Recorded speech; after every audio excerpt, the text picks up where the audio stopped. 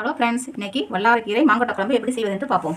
அதுக்கு தேவையான பொருள்: வல்லாரைக்கீரை 1 கப், மாங்கொட்டை, பூண்டு, வெங்காயம், தக்காளி, மிளகு, ஜீரகம், தேவையான மிளகாத்தூள், மல்லித்தூள், மஞ்சள்தூள், ஒரு நெல்லிக்காய் சைஸ் புளி. எப்படி செய்வது என்று பார்ப்போம். கொஞ்சம் நல்லெண்ணெய், இதுக்கு வந்து நல்லெண்ணெய் தான் உபயோகிக்கணும், அதனால் நல்லெண்ணெய் ஊற்றிக்கிறேன். ஃபஸ்ட்டு கொஞ்சம் மிளகு போட்டுக்கணும். நல்லா பொரிஞ்சோன்னா கொஞ்சம் ஜீரகம், அதோட இந்த வல்லாரை வச்சுருக்கோம்னா அதை வந்து நம்ம வதக்கிக்கணும். வதக்காமையும் வைக்கலாம், வதக்கிட்டால் இன்னும் கொஞ்சம் கூடுதலாக இருக்கும் டேஸ்ட்.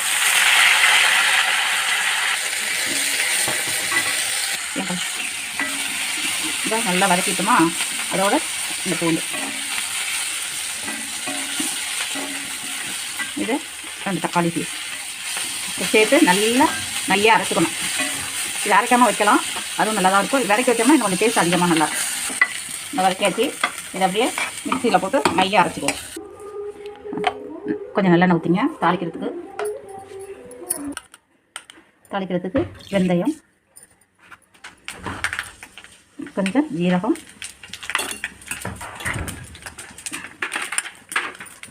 வெங்காயம்,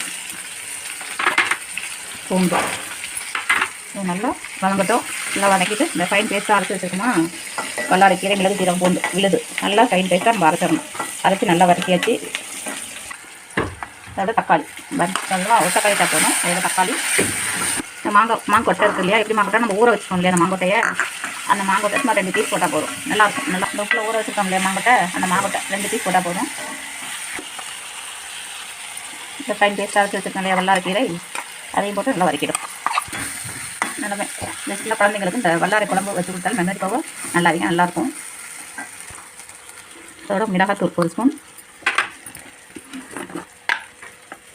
மல்லித்தூள் 1.5 ஸ்பூன், மஞ்சத்தூள் சின்ன கொஞ்சம். நல்லா வாங்கிச்சா, இந்த புளி கரைச்சிட்டு புளியை வடிகட்டினா புளி தண்ணி கொஞ்சம்,